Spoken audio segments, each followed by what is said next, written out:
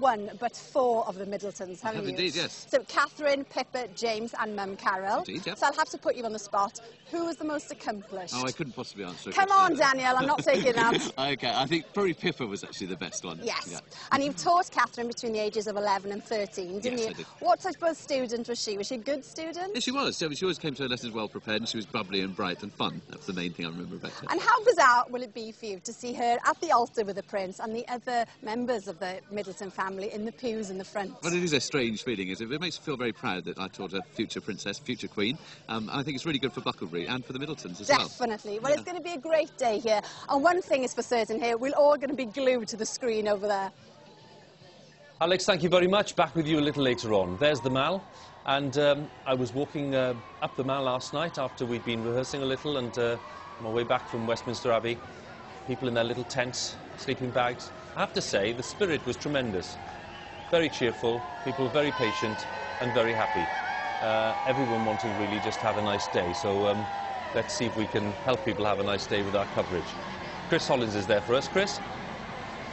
Thank you very much, Hugh. As you can see, we're all having a lot of fun down here. I think gradually they're thawing out. So it was very cold last night. Remember, all of these people were camping overnight. Hello, everybody. There are loads and loads of Union Jacks, but the more you walk around, the more you get a global feel around here. We've seen couples from Peru, South Africa, Australia. Hello, he stayed there all night, he says. But sometimes you wonder whether you're a bit underdressed for the occasion. I just want to introduce you to four beautiful young ladies here in front of an Australian flag. Who's from Australia? Where are you from? Sydney. Brisbane. And where are you from? The US. I'm from Chicago. And I'm from Chicago too. Well, welcome. You all look lovely. And just look, people down here, big people with a top hat. Where have you made it from? From Leeds today. And you got a message for anybody at home? Hiya, Mum. They made it safe and sound. Doesn't he look right? I think your top hat needs a bit of straightening up, but never mind. As you can see, they're thawing out, having a great time. Back to you, Hugh. Chris, lovely, and nice to hear from all of your guests there. And we'll be back for more voices later on. There we have the Queen Victoria Memorial. Some of the press and photographers clustered around it. A bird's eye view along the Mall towards Admiralty Arch. And this great memorial, which was placed there a century ago. Sir Aston Webb, who designed it, and was knighted on the steps by George V for his work on this memorial. This is the crowd who've really been very lucky. They're right down by the palace. They've got a great view of the processions as they come round that memorial. Let's join Fern, who's there. Now, of course, today has attracted crowds from all corners of the globe. Janet, tell us where you've come from today. I've come from Australia. Now, you might just be one of the royals' biggest fans. Explain why. Well, I have the largest collection of British royalty memorabilia in the world. I have over 12,000 pieces of china. That's and the whole house. 12,000? Yeah, my whole house is full of royalty memorabilia. Is it basically a museum? Is that what we're saying? It is now. It never meant to be, but yeah, it's a museum now. So people can come and visit your house and see all of your collections? Yes, yes. It didn't start off like that. I mean, have you bought new stuff since you've been in the UK for this trip? Well, I'm taking that as a yes. Saying that. About 1,000 pieces. Oh my goodness. Janet's got a big suitcase to get back to Australia. Have a wonderful morning. Thank you very much, Janet. Thank you very, very much. Fern, thank you very much.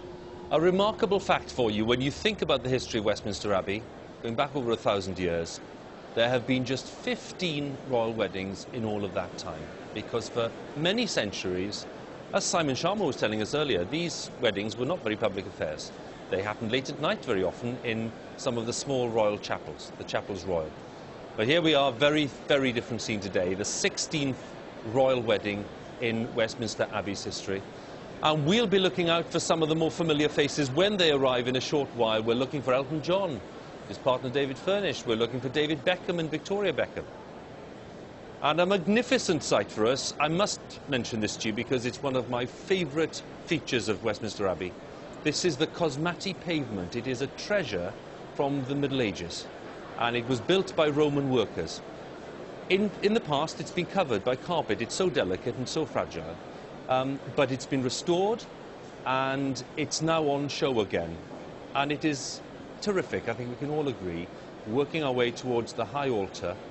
And there we have on the high altar, on display, some of the great treasures of Westminster Abbey. And right at the centre here, an alms dish presented to the Abbey at the time of Charles II, and the two great golden flagons surrounding it. Just a few of the priceless elements. At the far end, by the way, a pair of dishes, one either end, presented by Princess Elizabeth and Prince Philip back in 1947 as a token of thanks at their wedding. And the mosaic you see, the background, is normally not shown, but the clergy at the Abbey decided that there's no tapestry or fine cloth to cover that mosaic today. They want it on show. They know that Westminster Abbey today is a church that the rest of the world is invited to, and they want everyone to see it at its best. So a little look at the route, if you like, because here we are, Knightsbridge Barracks, which is not part of the official procession route today, but of course it is where we are talking about preparations. And I'm not going to spoil the secret for you. Matt Allwright is there to tell us what's going on.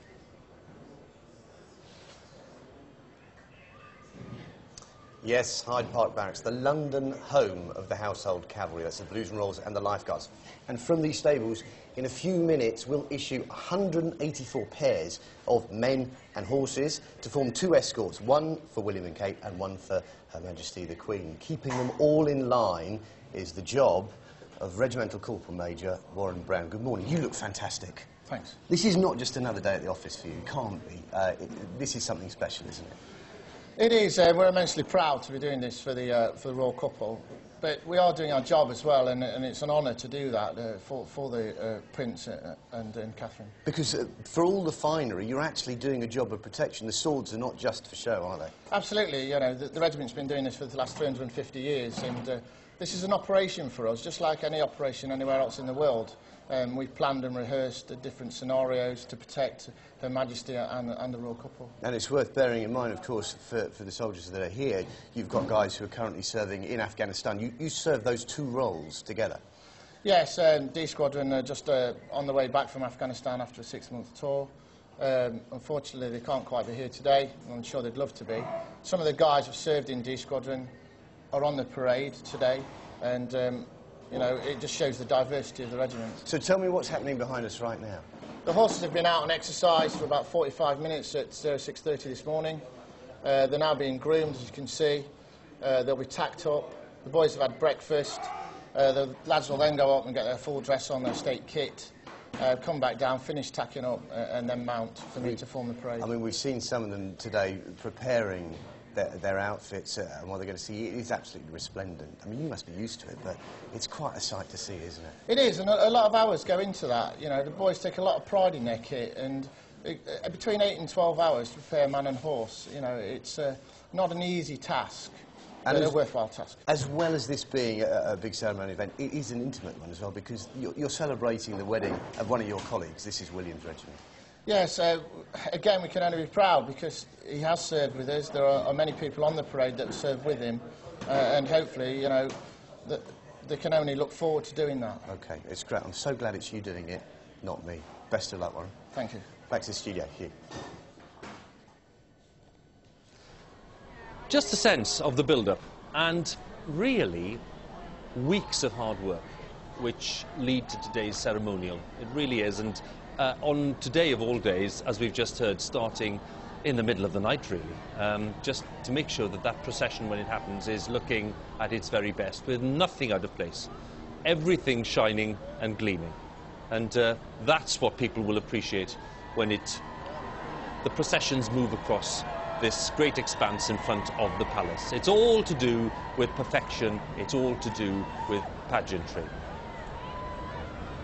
We're going to go straight to St Andrews next and get a little more sense from Edith about what's going on there.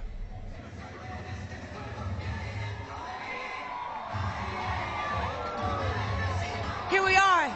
Hello, everyone. Beautiful wonderful selection of people here in the quarter.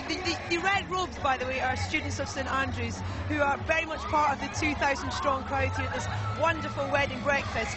I want to try and get to know a little bit about William whilst the time he spent here. And Dr. Charles Warren, who was a lecturer, still is a lecturer here at the university.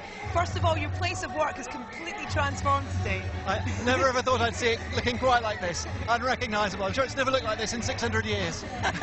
Now, you taught William, and you got to know him towards the latter part of his studies here and stuff. Yes. What was he like as a student? Oh, he was a very regular student. I mean, obviously, you couldn't but be aware that he was the heir to the throne and all that, but he blended in very naturally. He was serious about his studies most of the time, like most students. No, he was understated. He was a delight to teach. You've said in the past that he has a brilliant sense of humour, which you very much got to experience on a field trip in Norway, I believe. Yeah, we took him as part of the geography degree. We always take a field trip overseas. He went to Norway with us, which he really enjoyed. He loves wild places. Yeah, he was the life and soul of the party. He was a fund of amazing anecdotes from behind the scenes at the royal family. It was very, very entertaining. Justin, what I'm going to bring in here now, of course, social life is a very big part of student life. What was he like as a customer in your pub? Well, he was very down to earth, very relaxed. He was just one of the guys. And you very much saw them as a couple as well in your pub as well. Thank you so much for chatting to you. We're going to head back to London right now.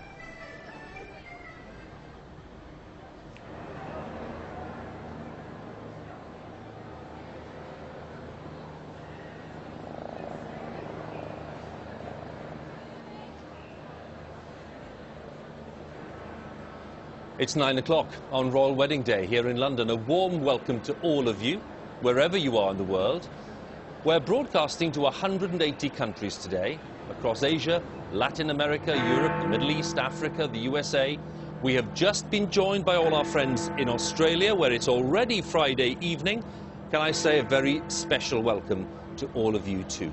And don't forget that wherever you're watching us in the world, you too can get in touch via our live page online. The details on the website, address bbc.co.uk/royal wedding. We'll remind you of the address a little later.